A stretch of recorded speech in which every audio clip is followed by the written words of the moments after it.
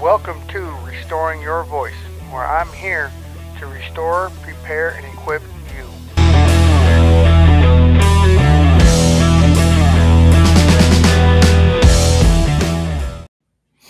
Alrighty then, welcome to this episode of Restoring Your Voice on this Monday, the 22nd of May, 2023, it looks like. So anyways, so glad to be back with you. Hopefully this week I can get back to regularly scheduled program with you. And if that's the case, we'll try this new time or this new scheduling out and we'll see how things go. But I can't promise you anything right now. I'm still recovering from the stroke. And it ain't easy. Just lots of stuff tires me out lately. So just appreciate all your prayers in that regard. Real quickly, of course, I already put it in the comments section, but let me put it up here as a reminder on your screen. It's also linked in the description if you would like to donate. Right, I have a goal. I would appreciate your help to enable more people to be reached by the kingdom. That's what I care about. I don't care about making money. It's not going to go in my pocket. All of it's going to go towards reaching people. And that's what I care about. And I would love your help. So if you're able to do it, God bless you. Of course, if you're unable to do it, God bless you just as well. And thank you to all the new subscribers. Thank you to all the people who have been subscribed to my channel. And if you haven't subscribed to my YouTube channel, why not? Go ahead and click that subscribe button. You say, well, what? I watch you on YouTube or somewhere else. Well, or not YouTube, somewhere else. Facebook, sorry. I watch you on Facebook. You may say, well, why would I need to go there? Because all my content is organized for you to find right there. Okay. Of course, that's not the only place, but also on the website is where you can find other great content than just videos, but also the audio podcast, also blogs, also devotionals, things like that. So check it out. davidcmcguire.org. Of course, everything for you is in the description. So let's get into the topic at hand today, and that's protecting our children in a digital age. Now, before you stop watching, you say, well, I'm not a parent. I guarantee you know children. I guarantee you have nieces and nephews and such. You might even have younger cousins. Who knows? So don't stop watching. This is for you. Okay? This is for you. Every one of us should be taking an active role in some way, shape, or form in the shaping of our next generation. We really absolutely should. As Christians, I'm talking about. So, yeah, you may not be a Christian, but I'm talking to a Christian audience in this regard. All right, because I'm sure as a non-Christian, you like I don't, you may or may not care what your children want. You may care in regards to quote unquote gender stereotypes and that, but well, then this isn't for you. Okay, uh, we need to take an active role. Right, that may mean voting, right? Not just voting, like say presidential elections, but your local school board meetings or local town elections, things like that. Maybe you may be called to advocate for children and what they shouldn't be exposed to. But this is an important topic because this is the age we live in. This is the digital age that we live in. The dangers of the digital age. I mean, I'm on YouTube right now, and I don't allow my kids on YouTube, even though I'm on YouTube, because YouTube can be a cesspool, right? Even YouTube Kids can be a cesspool. You say, well, what do you mean it's for kids? Well, just because somebody marks their content for kids doesn't mean it's actually for children. Okay. And so I have to bring you up to speed on a lot of these things. I've done some research today on this topic, just looking things up, and maybe you don't think it's important. Maybe you think you could just, there's certain things your children can watch and you don't need to monitor it. Well, I'm going to highlight to you today that in fact, there are things that, you need to be the gatekeeper. We parents, we guardians are the gatekeepers of our children. Believe me, our children are going to be influenced one way or the other. They can be influenced or / discipled by their parents or guardians, right? Or they can be influenced by Satan, by the world, right? We have a choice in that matter how that all plays out together. So either we're going to influence them or Satan is going to influence them. Believe me. And all we have to do to let Satan influence them is take our hands off things, right? Hand them that smartphone to babysit them, right? Not worry about, not monitor what they watch. You say, well, That's just overbearing. You don't understand. We shouldn't be such that overbearing on our children. Well, if you're not doing that, somebody else will. Either social media will, or Disney will, or Hulu will, but somebody will. Pornography sites will. Yeah, it's that serious. Somebody's going to, and all we have to do is sit back and just stay out of the fight, quote unquote. But if we choose to stay out of the fight, then we've made a decision for the side of darkness. And then when our children turn out in all sorts of ways, like gender confusion or some weird form of sexuality, outside of the boundaries of God, which is heterosexuality, then should come as no surprise because we let it happen. We let them be influenced by these things, and believe me, this stuff is out there in abundance, right? Even I'm on TikTok, but I wouldn't allow my kids on TikTok. I wouldn't allow my kids right now on any social media. Right? I wouldn't allow my kids unsupervised access to media devices, period. And you say, well, that's overbearing. And I say, well, I'm the parent. And I want to make sure what comes into my kids. Because children cannot process things like an adult can. Heck, most adults out there can't properly decide what is right and what is wrong anyways by themselves. So what makes you think that children is any better to decide and know what is good for them to watch and what isn't good for them to watch, right? So remember that, because the Bible does say, Proverbs 22:6, to train up a child in the way he should go, and when he is old, he will not turn from it. I don't know of any other scripture better encapsulates what we as a parent, how we as parents need to be towards our children. We need to show them right from wrong. Believe me, of course, as their children, there are so many things that they don't know whether it's wrong or not. They just take in information. They just take stuff in without any knowledge. Well, is it evil or is it good? Obviously, perhaps there's like somebody being murdered. They know that's evil. But I'm talking about they know nothing about, for instance, sexuality, right? So maybe they're searching something up, their finger slips, or something comes up, or they see an ad on YouTube, right? Believe me, there's plenty of filthy ads out there on YouTube, okay? And they click on it, not knowing any better. All of a sudden, what they see is what nobody has a right to look at, right? God's design is not for us to look at that filthy pornography stuff, pornographic images and such. But that's what they're going to see. And boom, now, what are we going to do? It's too late. It's already been done. Right? We need to do our best. And I understand some things sometimes happen, like if your child goes to a public school, for instance, right? You can't fully control what they're exposed to. But at least in the home, you can control that and disciple them and teach them what is right or right from wrong, right? I wouldn't go so far as to say, well, don't do it because I said so. Right. We do our best here in my house to tell our children the whys. Like, why don't we allow you on YouTube, for instance, or why don't we want you watching Disney, or why don't we want you watching something we don't want them watching or looking at, right? We tell them exactly why, so they know, and we tell them what we try to do our best to get across to them what is right and what is wrong. It's not about domineering; it's about raising and discipling our children as commanded in the Bible.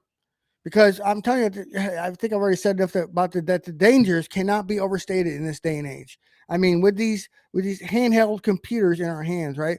Access across a plethora of digital information, right? We have everything from your numerous social medias to streaming services, to pornography and everything else. So this digital age is a dangerous age for children to be in.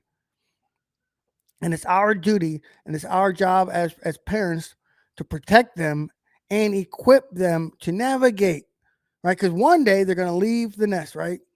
Right? That's why it says, train up a child in the way he should go. And when he is old, he will not turn from it. Because one day our children are going to go out there into the world, right? One day they may go to, God forbid, a secular university.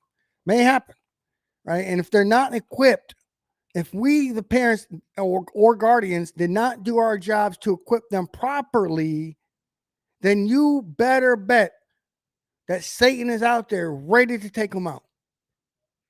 The Bible says so, right? He goes out there, right, like a roaring lion, seeking whom he may devour.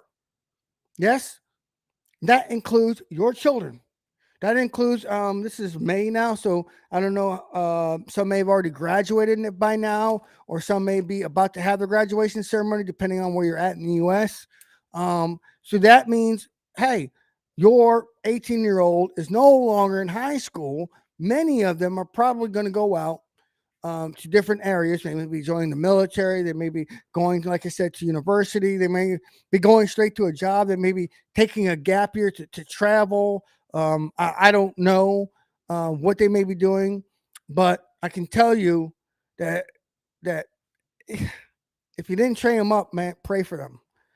Pray for them. But for those of you and those of us who have children who have yet to get to high school and yet to graduate high school, train them up now. When they're out there on the battlefield, it's already too late. That's as serious as I can get. I looked things up right now. The average age for exposure to pornography in the United States is 12. Right now, that's the most average age I saw out there doing my research, but that's not the youngest age, believe it or not. The actual youngest age as of right now, and I'm thinking it's probably younger by now. But by the way, the research and everything I looked up, I tried to keep it within the last 3 years. I don't want to go too far back because then data starts to become outdated by then. But 8 years old, 8 years old, children are now being exposed to pornography. And is it really any surprise? I mean, it shouldn't be that way, but is it a surprise when we just hand our phones to our young ones as a form of uh, babysitting? You know, and I get it. It's not easy. And we fell into that trap a little bit here. And we learned our lesson. Hey, this is what happens when we don't watch things, right? But so I'm not trying to, bash anybody over the head. I'm not trying to condemn anybody or make anybody feel guilty. I'm just trying to equip you, trying to open your eyes, right? Like I said, if you don't influence your children, Satan will influence your children, right? And pornography is definitely one of the major ways that he will try to influence our children. Believe me, because once pornography gets its hooks in somebody, especially a boy, especially a male, it is very difficult to break that. It's very difficult to get those hooks out. Believe me, I speak even as somebody who that happened to, by the way, that because I was exposed to pornography as a child, and then later on in life it developed into a porn addiction. Believe me, you don't want that to happen. Believe me, prevention is better than the cure, right? Old saying. I'll say it one more time for you. Prevention is better than the cure. Probably the one phrase I could use to wrap up this entire show today, right now, even before it's over: prevention better than the cure. I want you to think on that. I want you to think about that as you're listening to these things. What can you do in your own household? What can you do with your own children? What can you do with the children you have influence over if you're not a parent? Right? Like I said, guarantee you have a niece, you have nephews, maybe younger cousins. Who knows? Right? How can you have that positive, godly influence on them right now? We should think about that, okay? Because, like I said, because everything's out there, okay? And I said, there's like this social media. I already talked about how social media influences our children a little bit. I want to talk to you about that there's no guarantee for something that's going to be age appropriate. Give them YouTube Kids. Who knows what they're going to find on there? Because look, I'm on YouTube, right? In fact, most of my audience watches me on YouTube. That's just the way things are, okay? And I can make up any content I wish, right? And mark it as appropriate for children under age 18, right? I can do that. Just click of a button, a little check mark box. If you go into YouTube Studios there, and so you do the behind the scenes stuff on your video on YouTube, just check it. That's all it takes, right? It could be, but the thing is, anybody can make anything, any type of video with any content in it, and mark it as appropriate for children. It's that easy. It's that easy to try and satanically influence children. But I'm going to bring up an article, so I'm not trying to take credit. See if this opens up okay for me. I'm not trying to take credit here for anything that I didn't come up with. So I did some research, and I'm reading on the let's see, American Psychological Association. In case you're wondering where I'm reading from, and it says why young brains are especially vulnerable to social media. Okay. So let me see if I can bring this up on your screens right now. See if it'll work. And is it there? Yep. And there we go. So this right here, let me bring it out here. That way I can blow it up for you. There we go. Make it bigger for you, and click that X button. So here we go. So this is from the American Psychological Association website. I want you to pay attention to this. Starting around age 10, children's brains undergo a fundamental shift that spurs them to seek social rewards, including attention and approval from their peers, right? And how does that play out in the digital age, right? It's not just, you're in front of people, you tell a funny joke, they laugh at them, your joke, and so you know that they like you or whatever. Well, how does this play out in the social media age where it's not peer-to-peer contact and it's not face-to-face, right? People do it by clicks, right? By likes and by comments and shares. That's how it comes across to somebody if their peers are approving of them. That's how it comes across in this digital age. But let's see what else they got to say here. Let's bring it up again. Right, with social rewards. So between the ages of 10 and 12, changes in the brain make social rewards, compliments on new hairstyle, laughter from a classmate start to feel a lot more satisfying. Okay, specifically receptors for the happy hormones, oxytocin and dopamine, multiply in a part of the brain called the ventral striatum, making preteens extra sensitive to attention and admiration from others. So how would this play out? Is this a good thing? Is this a bad thing? So it says right next to, and this is important, that's why I'm reading it to you, by the way. Right next door to the ventral striatum lies the ventral pallidum, a region of the brain for motivating actions. So these structures, which lie beneath the more recently evolved cortex, don't worry about that, I don't believe in evolution, are older parts of the brain. Anyway, so here's how it works out in adulthood on social media. Social media use is also linked to activation in the brain's reward centers. I talked about likes, shares, and comments, right? So first, this is adults, by the way, tend to have a fixed sense of self that relies less on feedback from peers. Okay, so we see this kind of stuff play out. This kind of motivation play out on things like, say, TikTok challenges, right? Why do you think there were people say do so many dumb things, right? Like Tide Pods. Why swallow Tide Pods? Why do that? It's put out because it was put out there on social media in the first place, and there are kids with access to social media without parental oversight, right? I mean, I remember right before we moved from Colorado Springs, there was a TikTok challenge where children were ripping out parts of their bathrooms in the schools. So they would, ruining their own bathrooms. The place they go to the bathroom, they're going to rip out like, handheld paper towel dispensers, other things, whatever they have in their soap dispensers. Yeah, they're going to ruin it. Why? It's on social media. Right? These TikTok challenges, these things that happen. What I think the latest one I know about, there's probably more out there by now, is drinking cough syrup. How much cough syrup, Robitussin stuff can you drink before you put yourself into a coma? Yeah, stuff like that is out there. Do you want your kids being to do that? Why do you think they're going to take the challenge?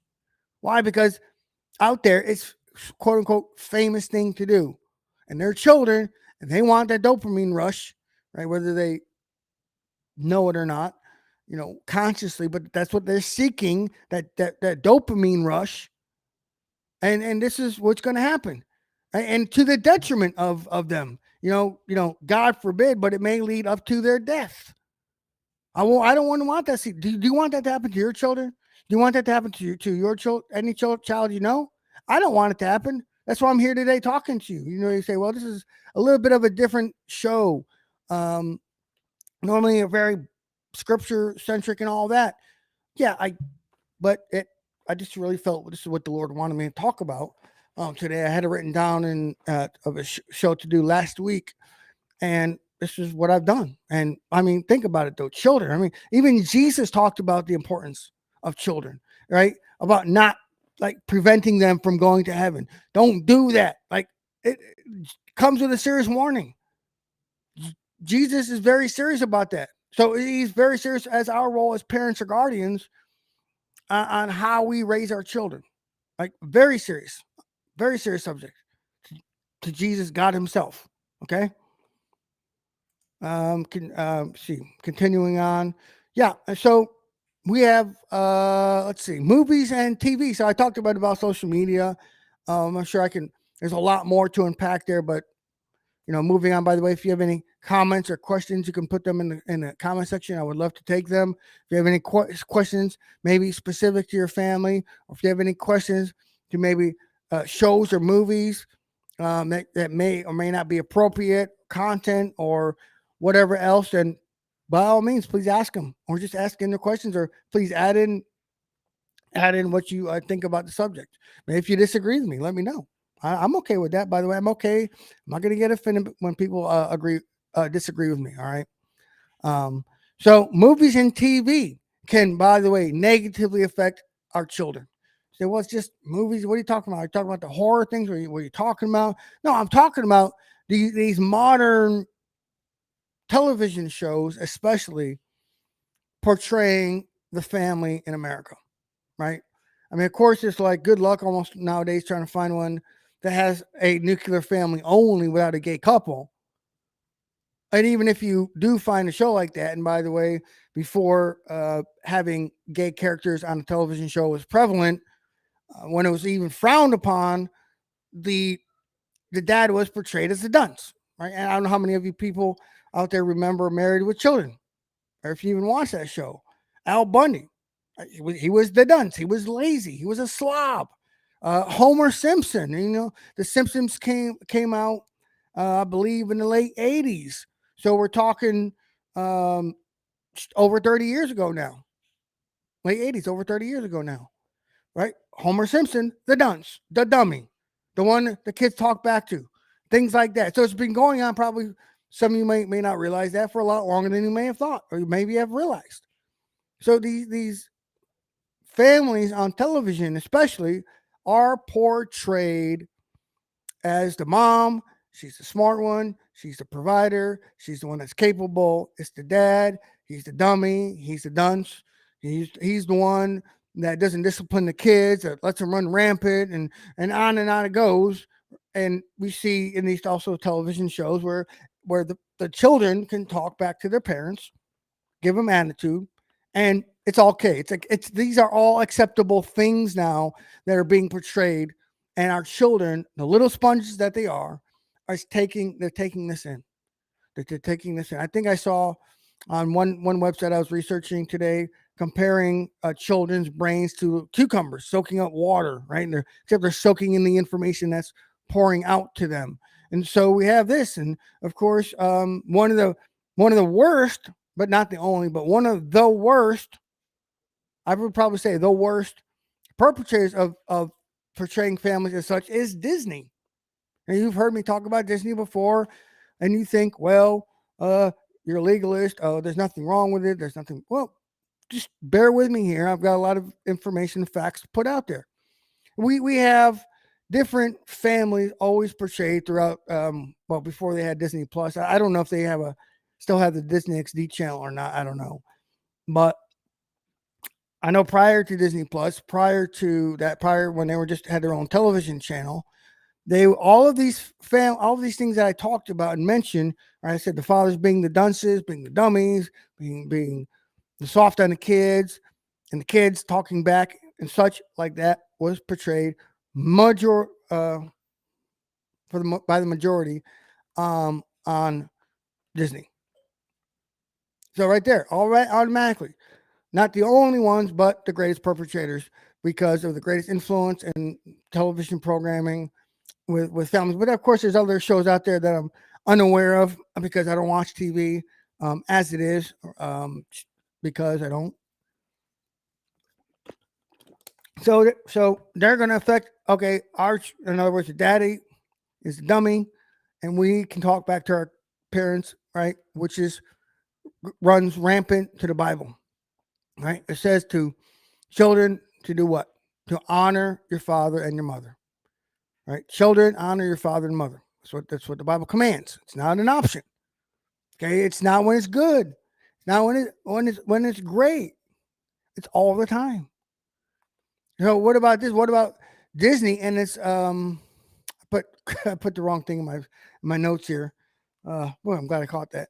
How about Disney and its covert use of magic is good? I'm using the word covert, right? Because a lot of people will say, remember the heyday of Disney and Snow White. I think that was his very first cartoon, um, feature length, whatever you want to call it. And then, but you know, say Cinderella, right? We have a fairy godmother. Wow, look, a magic being used as a force for good. And Cinderella, I didn't actually look up how far back that one goes. Let me see when Cinderella first came out. I'm just gonna search this up here. No, not that one. Cinderella. When did the original Cinderella come out? If anybody knows, I'm looking it up. You can put it in the comment section. Let's see. Let's see here. Original Cinderella movie. 1965 is what I see here. So 1965, which is quite a while ago.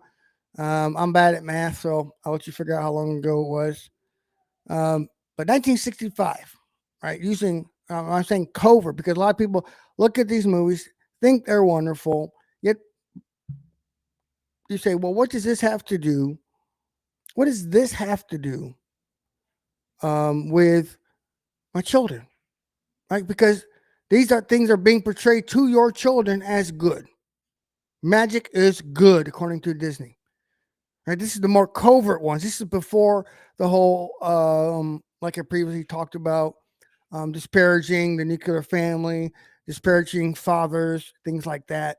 And of course, the future or the now, I should say, LGBTQ overt going on. This was Disney in its covert form. Right? We have Cinderella, we have Peter Pan. I'm trying to think of different movies to mention. Aladdin, The Little Mermaid, and whatever others are out there that I no way I can remember them all. These things as good, right? These things God calls evil, Disney calls it good, and when the children are watching these things, they're taking it in. Good, good. Even Frozen. There was a very popular one, right? There's nothing um, overtly evil there. I mean, I saw something where they said maybe uh, Elsa, I think is a princess's name. Um, maybe it was her coming out of the closet song. I don't know that for sure. I just know that what our children see, they think, oh, look, it's good. Look, there's princesses. Look at the heroes. Look at good overcoming evil, and then they take that in, and that's what gets into them.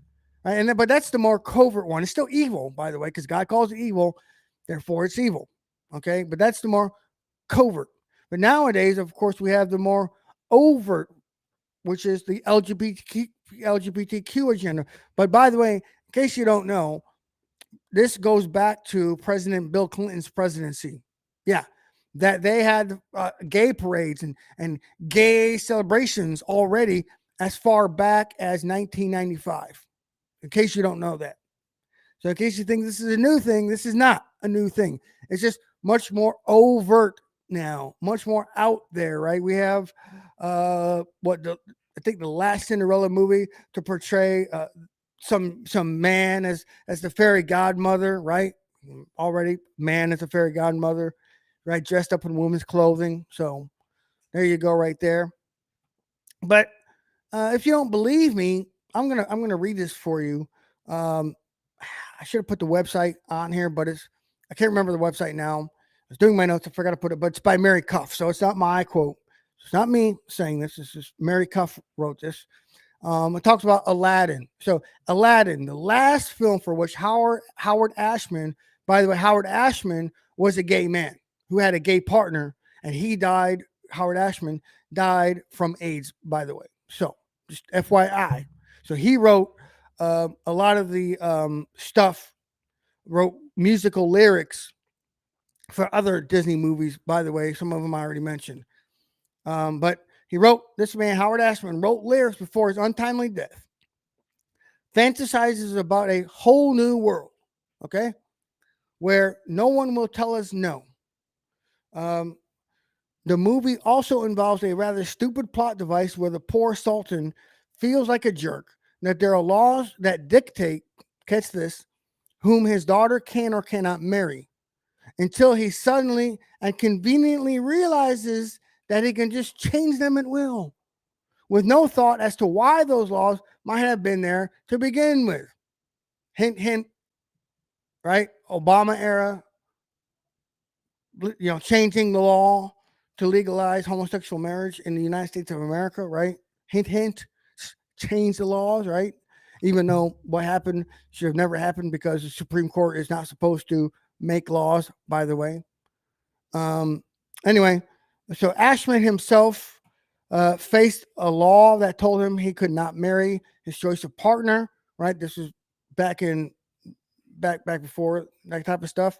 A law that was also abruptly dismissed in a similar manner, using the shakiest of logic and with no authentic consideration as to why it was a law at all, right? Once again, talking about the Supreme Court changing, but that's not the subject of, the show today.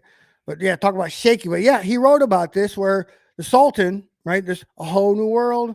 Remember the song? I'm not going to sing it for you. I'll spare you that.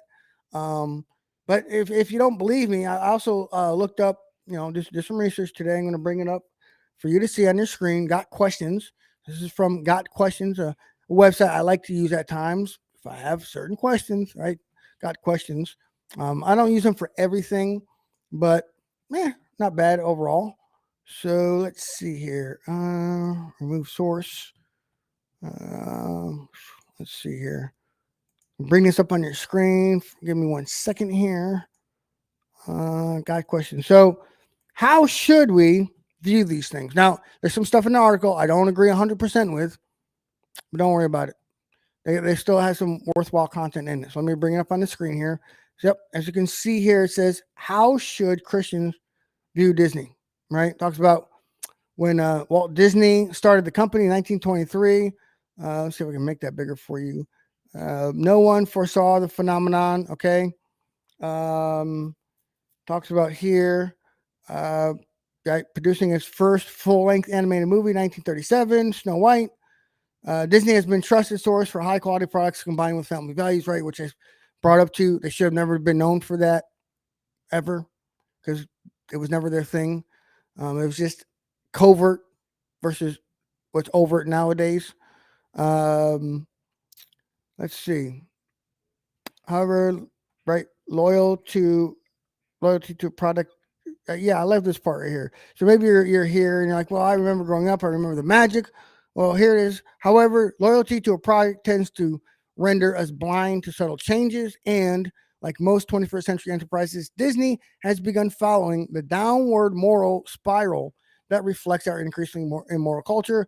Like I said, they've always been that way. It just was covert. Now it's overt. That's the only difference. Okay. Um. So they never. So we have. Let's see. Seemingly lesser issues, such as a recurring theme that beautiful girls need a Prince Charming to make her problems go away, to more overt inclusions of openly gay characters, to Disney Channel's Andy Mack. There you go. Like I said, Disney XD. Now this stuff is on Disney Plus for your children to take in. And I did read about that episode they're talking about. So in case you don't know, here's the background to Andy Mack. Actually, no, I'm thinking of something else. Never mind. Forgive me there. I was thinking of something else here. Anyway, yeah, Andy Mack. So he's a gay character now.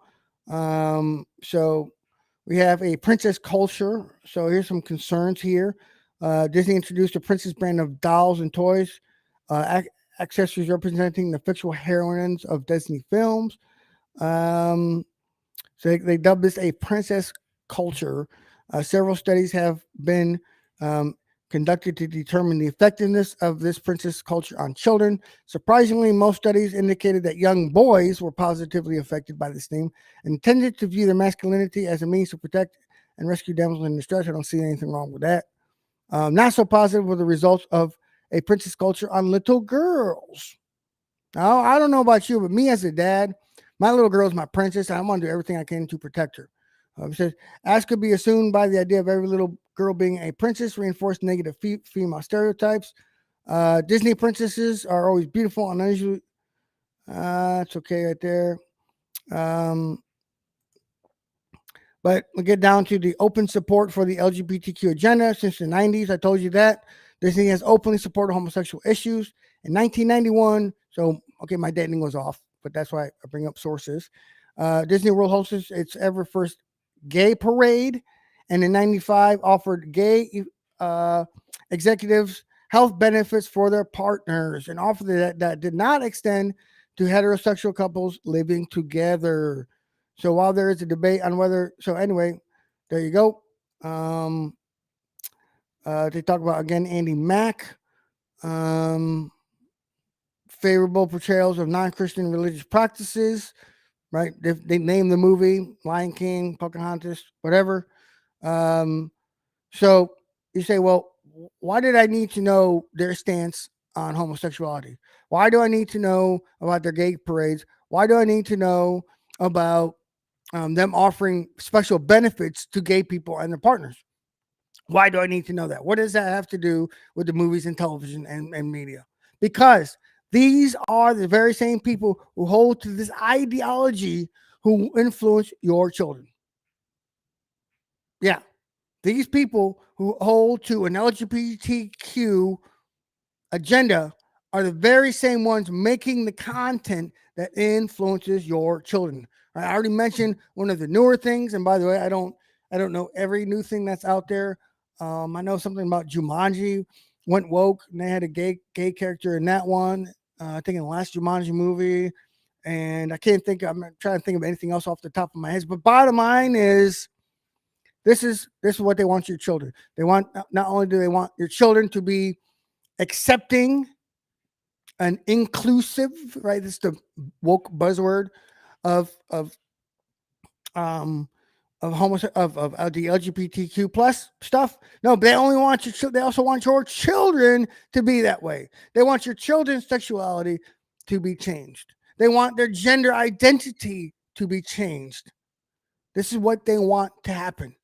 And your children, right, are fresh sponges, soaking up and soaking up and soaking up. And if you're not aware of what they're soaking up, guess what's going to happen? One day your child's going to come out. Hey, mom. Hey, dad. Hey, I like whatever. If they're a girl, then they're going to say they like girls. If they're a boy, they're going to say I like boys too. Or they're going to say, hey, I don't longer identify as a boy. I identify as a girl. Or I identify as all these other crazy things. Non-binary, I think, is one of them out there. That's what's going to happen when we don't become the gatekeepers, when we don't take our charge seriously. So Let me see if I can bring my notes up on the screen now. I want to read this to you. I want it up on your screen. I want you to see this for yourself. This is from Barna, one of the many places I looked at. Where is it? Oh, there we go. See the right one that I looked up. Many sources, many sources I looked up. Obviously, I could only take a snippet from here and a snippet from there for the sake of time. I'm not going to do a 2-hour video on this kind of thing, but Barna offers some great advice. I'm going to bring this up onto your screen here. All right, let me get it where you can see it. So here we go. So this is so thank you, Barna, for this. Thank you, George Barna, for this. I'm going to give credit where credit is due. So this is not me, and this is from I can't remember, some interview or something George Barna was on. But anyway, I want to read this for you. I want you to take it in. Barna says then listed 4 M's that parents should employ to combat the harmful influence of the media on their children. Notice how it says the media, not just social media. So it says, first, he advised parents to monitor what these kids are being exposed to, because our research shows that most parents are happy to buy their children every device the kid wants, to include video games, by the way. And I didn't mention that in this so far, but we'll see how much time we have left. Anyway, and then they leave the kids up to determine what they're going to take in through all those devices. They don't even know what their kids are being exposed to. So the first M he mentions is to monitor. Well, that means you must know what your child is watching and being exposed to at all times, which means they should not have devices in their rooms. They shouldn't have televisions in their rooms. They shouldn't have gaming systems in the rooms. They shouldn't have gaming systems, period, either. They shouldn't be left alone with a phone or a tablet. None of that. Okay? That's what monitor means. Okay, now scrolling down, it says Barn also suggested that parents minimize. So the second M, minimize it, because our research also shows that in America, the biggest addiction in our country is media. We spend more time literally absorbing media or messages from media than anything else we do except for sleep, right? So media, movies, social media, the news, right? Whether it's Fox News, whether it's CNN, whether it's whatever talking head you're exposed to. So minimize it, right? As little as possible, right? Nothing wrong with watching television, nothing wrong with watching the news, nothing wrong with watching a movie, but not to the point where our lives revolve upon this stuff. Okay. So so we have 2 M's so far. We have monitor and minimize. Then we have illustrating the need to limit the enormous exposure that we have to that kind of information. Barna maintained that parents do not tell their children to eat everything in the house, right?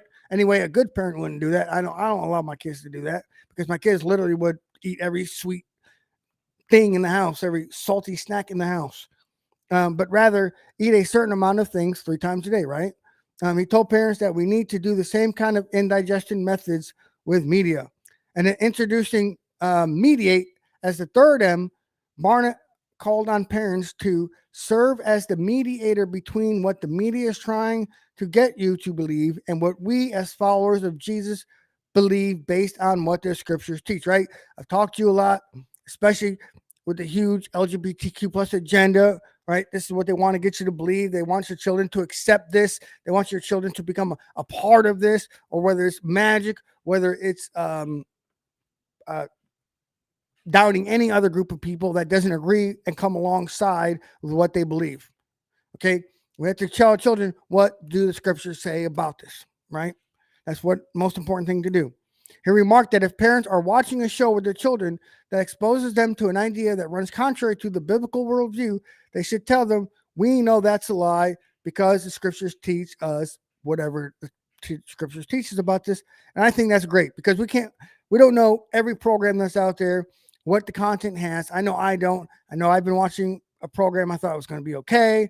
Next thing you know, drop an F-bomb or scene of something that shouldn't be watched comes up. And what are we going to do then, right? So you don't know. So be right there watching and being aware of what your children are watching. Okay, it says, and the final M, uh, Barna Barna urges parents to rely on was moralize. In other words, helping them to understand the differences between right and wrong. He predicted that if parents simply did that in the lives of the kids, it would revolutionize America today. So he also talked about, or maybe it was him, maybe it was somebody else, but it wasn't me. I want to take credit for it. Talked about how, hey, talking about eating, things like that, and taking things in, right? Well, if we just allow our kids to take in media, what are we allowing them to take in? We're taking allowing them to take in a whole bunch of junk food. So there you go. And I'll end with, since I said I forgot, I didn't put it in my notes, but let me talk about video games. Listen, listen, parents, stop buying your children gaming systems. Right? We're talking things like Xbox, whatever the latest Xbox is, whatever the latest PlayStation is, all of these things that have access to the internet, right? No, no, no, no, no, no. Just plain no. Not only because it has access to the internet, which means it has access to everything out there on the internet, to include pornography, all right? But also the content that is produced for video games these days, right? It's either beyond bloody, beyond gory, or it's this, or this hypersexualization of women, right? In other words, these women, they're well endowed, if you know what I mean, um, scantily clad at that, um, and at the very least, right? We're objectifying a woman, treating her as a sexual object is what's going on there. At the very least, at the very least, if not, the mature content that's probably in video games these days, I would probably think portrays women as wanting to have sex, right? Or in other words, so allowing your children these video games is distorting their worldview. No, you're taking away their biblical worldview and you're putting on them a worldly view of things, right? And so when that little boy of yours grows up into be a man, he's going to have these expectations of women, which obviously are completely unrealistic in the extreme. And when it doesn't come to pass, well, he's going to turn to something, right, to fulfill his unrealistic sexual appetite, which would be pornography.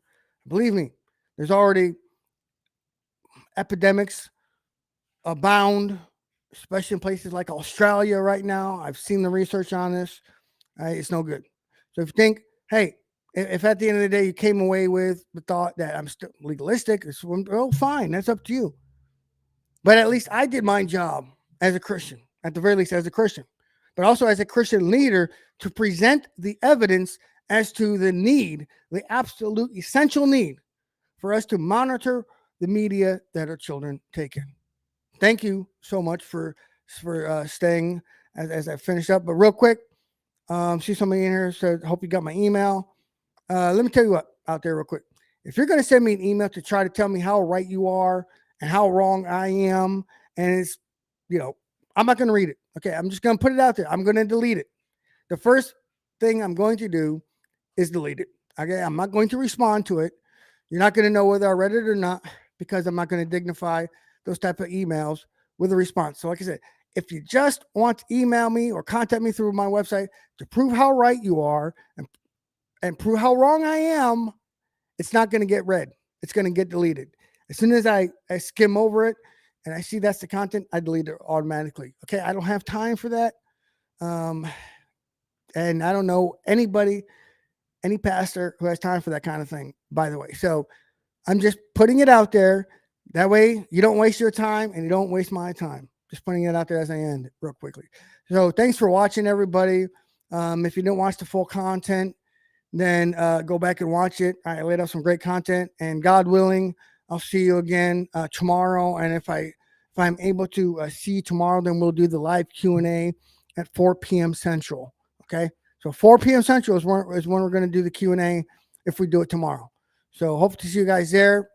Remember, the Bible-based Q&A though is on YouTube only, so you may be watching this on Facebook right now or via my website. You may watch this. Just know it's not going to be there. Okay, I only do the Bible-based Q&A on YouTube only. So head on over to the YouTube channel, David C. McGuire, and hit that subscribe button. So with that, I'm gonna stop talking your ear off today and say, be blessed, everybody. See you again soon.